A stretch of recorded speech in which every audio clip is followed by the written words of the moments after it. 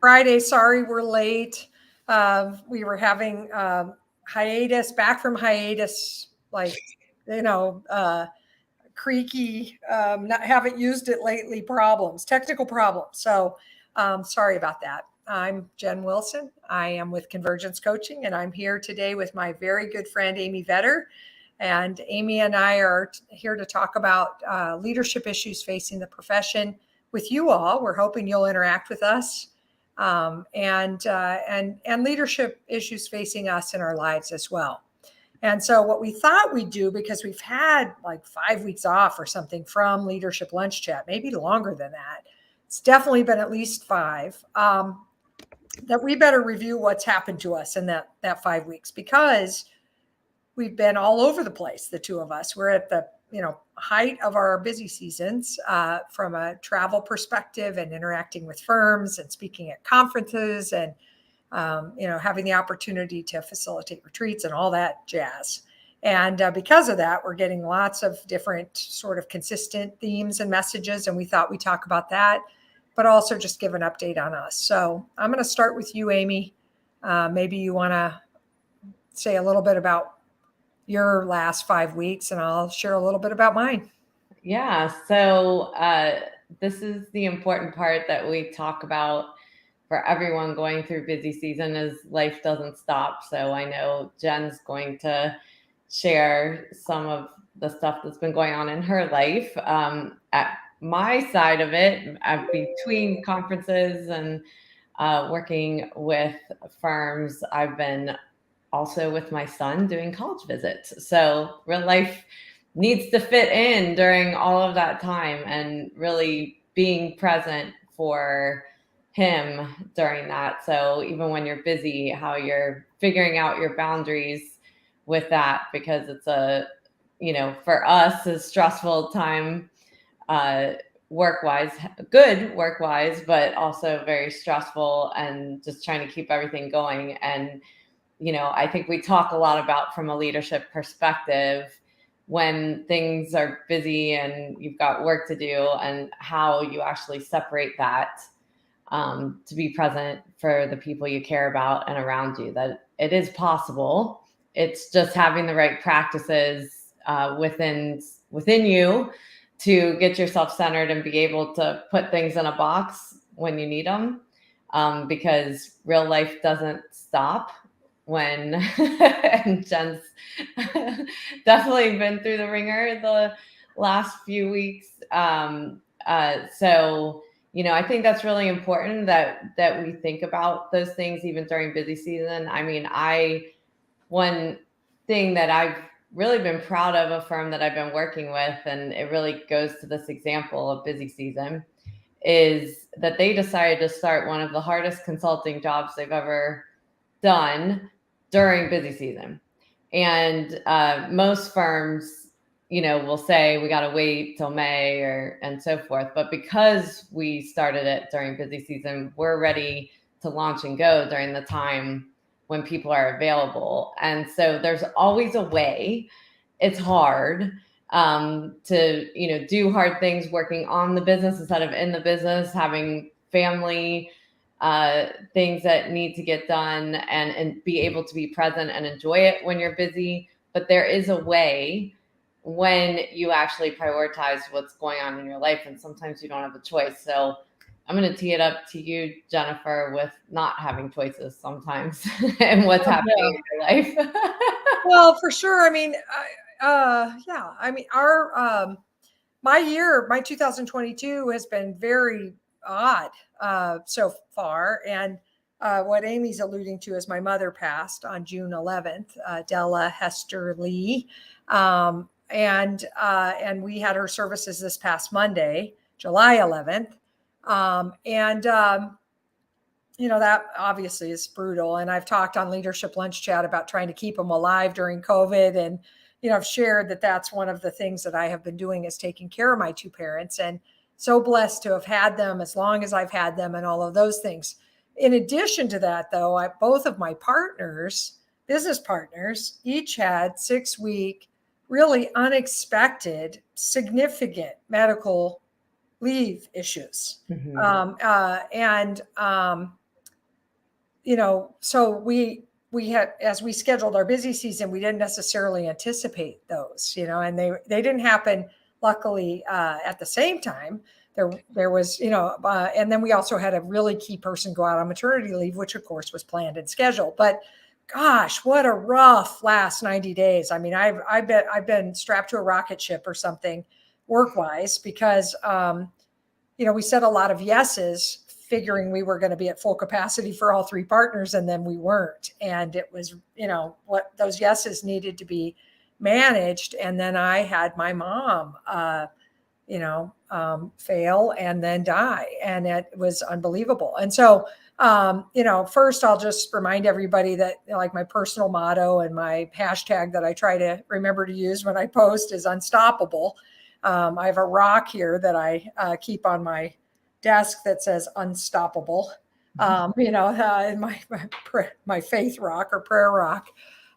So, I tried really hard to be unstoppable during it, compartmentalizing where possible, and also sort of trying to take the best possible mindset about, that my mom lived a long life, and, that her body was starting to decline and it wasn't going to be dignified at some point, and that her exiting on June 11th was, powerful and awesome. But there's also, like, part of me that breaks down regularly, like a 4-year-old who wants her mommy. And that's just how it is, because I do want my mommy. She was one of my very best friends in the whole world. And so, it's been really unbelievable. But, I didn't try to hide it from anybody, and so I was very public about it and posted immediately, and we talked to clients, but I went ahead and worked, and I did get some grief for it. She died on a Saturday and I flew on a Tuesday and did a week's worth of different engagements, and people, not the audience, but the sponsors knew, what was going on. And they were like, "Are you sure?" And I was like, "Yes." I mean, there's no services or anything. I'd just be sitting at my house, like, what else would I do? I mean, of course, you can't cancel, you can't get another speaker. I mean, it's, so I proceeded, but, also gave myself a lot of grace and space, and wherever I could asked for more time on projects that I, was working on and things, so that I could maybe sleep more and run more and do some things that I needed to do on the self-care side. But gosh, life doesn't stop, but neither does work necessarily. You can try to stop it. One thing I was going to say, and I just said this to somebody in a coaching call, that has been not a surprise, because I've heard this before, I've read it before, but I'm experiencing it, is that as I was sort of the project manager on my mom's services and her affairs. I'm responsible for that. So, and I had to summarize her life in 21 characters for the plate that goes on her columbarium for her ashes at the Omaha National Cemetery. 21 characters, including spaces. And then I, had to write a shorter eulogy with my brother Jack. We wrote a shorter version for the newspaper, but it was still pretty long. And then a longer version for the website. And then my brother Jack and my daughter Della, who is named for my mother, they gave the eulogies at the service. And I really got present to how little, almost none, discussion around work. My mother's vocation. My mother had her master's in guidance counseling. She was a registered nurse. She had big jobs, like ran the Omaha Home for Girls and, ran retirement centers and taught nurses' aides and all this other stuff. And we barely talked. There's no talk about her work. None. And nobody from her work was standing up for her or anything. And that is just something to pay attention to, because if you are living your life like work is all that matters, I don't know what the heck they're going to say about you later, because nobody wants to talk about that. And people from your work aren't going to stand up and give your eulogy, probably. And clients aren't. Mm-hmm. So if we're not, like, really living a big life away from work, boy, what are we doing? Yeah. No, that's a really, really important point. And I think funerals are one of those things that help you to reflect on those things. And another thing is, you made a comment about judgment of grief.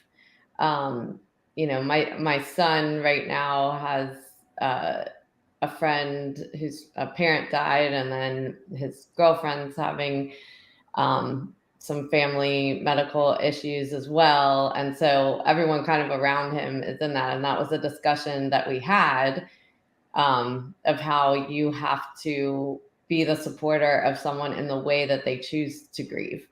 And you never know when it's going to come out. So when I was younger in college, Yes. I volunteered at a place called Fernside, which the point of it was started because the woman who began the organization, her son had died in a car accident, and her husband had been completely overwhelmed by this. And after a year, their other son came to them and said, "I'm still alive." And so they started a place for grieving children. Mm. And those children, so they would have support groups, and every night was a different type of grief. So if it was suicide, is different than cancer, is different than a car accident, the type of grief Yes. that you go through, because, of how, whether it was quick, whether, it was something by surprise, or you were able to go through the process. And one of the things I learned, and I facilitated these groups, and they were like 12-year-old kids. And I remember sitting in a group, and it's always stayed with me to remember for other people, because the kids felt it was such a safe place because other people understood them. And there would be this pressure of like, well, it's been a year. You should just be better, or if your grades Yes. start falling a year later, whatever it is, grief doesn't always come out right away. And so however someone walks through grief, and if you love them and care about them, you support them, and they'll find their way in their grief path. But and I think it's important for any, whether it's a friend, a colleague, or someone that works with you, to understand that it may not look the way you go about something, and to just be there. And being there sometimes is all someone needs. Oh, for sure. Or just even not having to be there, but to say, Yeah. "Hey, I'm thinking about you. Yes. And if you need something, I will be there." They Yes. may not call upon you, but the simple act of expressing availability or interest or Mhm. care is huge. Yes. And a number of people, including you, did that. Either texted me or emailed me or whatever and said, "Whatever you need, let me know. I'm here to help." And that's just huge when you're not quite sure what you need. Just to know that somebody's there to support you. For me, it comes in weird waves, and you're right. I can't schedule it. I can't sort of like say, well, I'm going to feel like bawling, only At off 4 o'clock. camera, or, Yeah. outside the facilitation room or whatever. That'd be nice. I'd love it if it turned out like that, but it doesn't. What I am finding is that, like, when I'm running, I ran 7 miles this morning, especially if I'm running with my loving, supportive run girlfriends, my really super dear friends. They'll want to, as she was kind of starting to fail, we would have conversations. And then really, as soon as she went, they got me out. And just being with loving, supporting people and exercising hard, Yeah. it comes out pretty good then. And, but just it comes out sideways, and it'll keep doing it. That's the thing. And I had another huge revelation, and it's not a good one. I don't like this one at all. And I'm still processing it and trying to find a way to put like a positive package on it for me. But other people who have lost their parents, if they've lost a mother or a father, when I tell them I've lost my mother, then I can, if we're on camera together on video, or if we are physically together, I can see them get hit with their loss while I tell them about mine. Yes. And it comes back up for most of them. And sometimes they'll even get like more upset than I am. You know, Yeah. and then they say it never goes away. Yeah. It's always with me. And at first, when she first died, and I would tell people, that made me mad. You know what I mean? I was like, Mhm. wait a minute, whoa, you know, Yeah. I'm not operating like this forever. You know, you're Right. not Yeah. going to tell Yeah. me this is Exactly. forever. You know, but And your mom probably wouldn't want that. no, no. Yeah. But their point was that pain Is is there? not very far away and Yeah. can be accessed. You Yeah. will miss your mommy. Yeah. You will remember her death day. You Mhm. will wish you could call her and think, Right. you know, you will have this longing or something. I don't know what it is. Like, again, I haven't processed it. And when I do, I'll write about it. But Yeah. I'm just like trying to, you know, that's so sad. It's so, Yeah. and people say it when I lost my second parent, because people give you all sorts of advice, you know, and they'll say, when I lost my second parent, I felt like an orphan. Mhm. And and that's like people say that, not like one Right. guy said it to me. Yeah. A bunch of people have said it to me, you know, and then I'm like, okay, well, I'll look forward to that. You know? Like, ah, It's kind of like oh, when you get pregnant and everyone tells you their horror stories and you're like, please don't tell me I haven't yeah, had this like, baby yet. Like, I don't want to think about childbirth. yeah, Yeah. TMI, you know, Yeah. like I don't want to know that. Yeah. Well, and this just reminded me because I've been listening to it in the car. Brene Brown came out with a new book called Atlas of the Heart. Have you read it or I listened to it? haven't yet, but yes, I'm aware of the book. So and in the beginning of the book, I was like, I'm not sure if I'm gonna like this book or not. And of course, Brene Brown's way, you end up getting enthralled in it. Yes. But every chapter is a breakdown of words, but they're emotions. And what you're talking about, she does a breakdown between empathy and depression and grief and all of these different words we use and what is the real emotion and what does it really mean. And Yes. but empathy is a really important word that I don't think we utilize correctly all the time or accurately, as well as depression, as well as grief. And one of the things that she was talking about with empathy is that you are there to sit beside that person and their experience. As soon as you start putting your experience in it, kind of like what you're talking about, and that is a natural human way, to share my story. But right now, it's not about their story, it's about your story.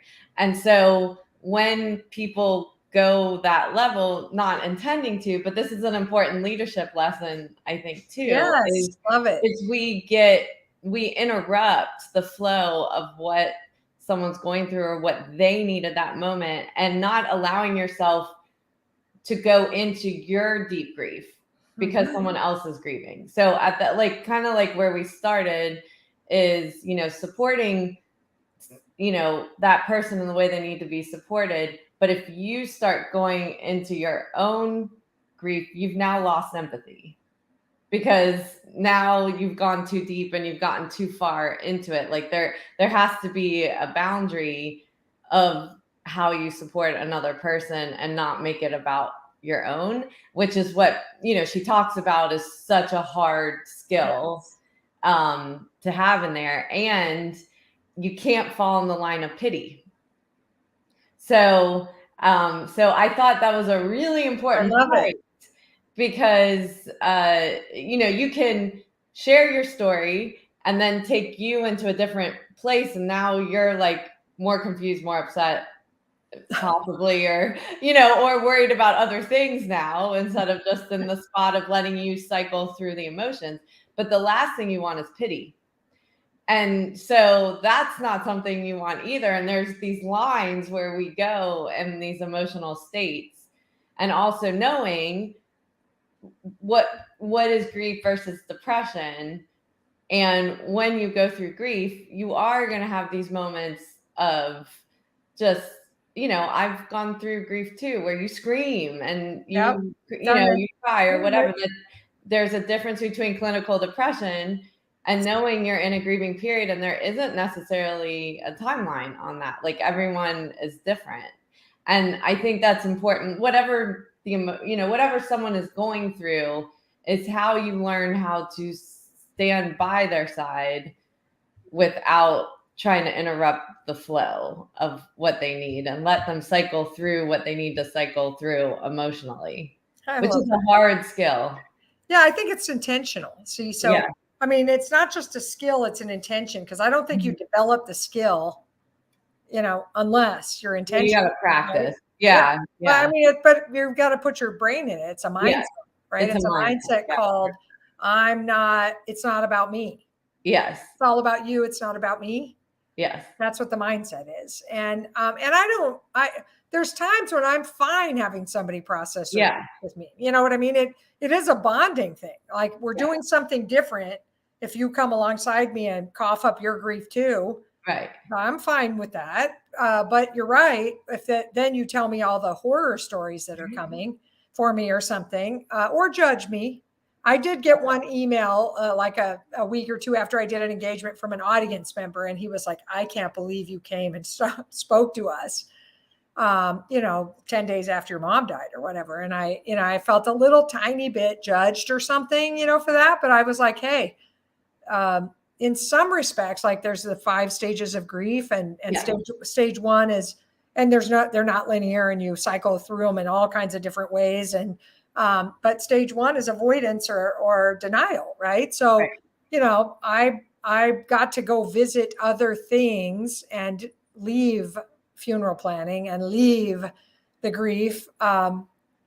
And it was good for me to do that. Right. I couldn't totally leave it because I'm digitally connected. And, I was driving in Virginia, leaving the, one association engagement, headed to a client for 2 days. And I got a phone call from the mortuary saying, "Hey, do we have permission to cremate her?" And I was like, "Oh, really? I thought we signed those papers. Why am I? Wait a minute, really? Like I am gonna say this is, you couldn't reach my dad, or so that was like, oh, right. The ultimate from like hiding from it in the beautiful, mountains of Virginia to like, but I mean, that's reality. That's how it is, so, but I do think the judginess is really got to be watched. And then also I just know that this is a long haul. I'm in it for the long haul. And so I'm not trying to rush it or act like it's not happening. It's all over me. It's like, it's actually the one thing I can say is it's the number one thing in happening to me right now. Right. Is that, it's so massive that there's no other way around it. It's everything else is second. There's no way around it. You have but also just to say that and to acknowledge it. And so with my team and my clients and just to say, so it could be, like we could be talking and then something weird could happen between us while I break down a little bit on it, or whatever, however it turns out. So, and grief is something I think as an American country, we like to, have fun and be positive and be gung ho and all that stuff. And so most of us are like, let's, hurry up that grief and, I don't know, hide it and bury it in the backyard or something and get on with it. Mm-hmm. And I am getting on with it. I've been getting on with it, but I've discovered that it's going to ride along with me from now on for a while. Right. Yeah, for sure. Yeah. Well, thank you so much for sharing. And I think it applies to so many things that we encounter. Grief can happen over all sorts of different events in our life, whether it be a loved one or just the loss of anything. So I think it's really important to share it and try to, be supportive of those around us that are going through hard things. So I'm with you. I'm hoping you will have a nice, peaceful weekend this weekend. I'm home for a month now. Me too. A whole month. I have a whole month. I mean, and we were home for a year and a half or whatever Yeah. during the pandemic. But man, I've been Yeah. gone, and I'm glad you're back home. And I Yeah. thank you for your support during this process. And I thank our listening audience for allowing us to process this touchy subject. And we're going to be back next week talking about something else. And if you want to influence what that is, we would love to hear from you on social media. Please tell us what you'd like to make sure we talk about. Thanks, Amy, and thanks everybody for tuning in today.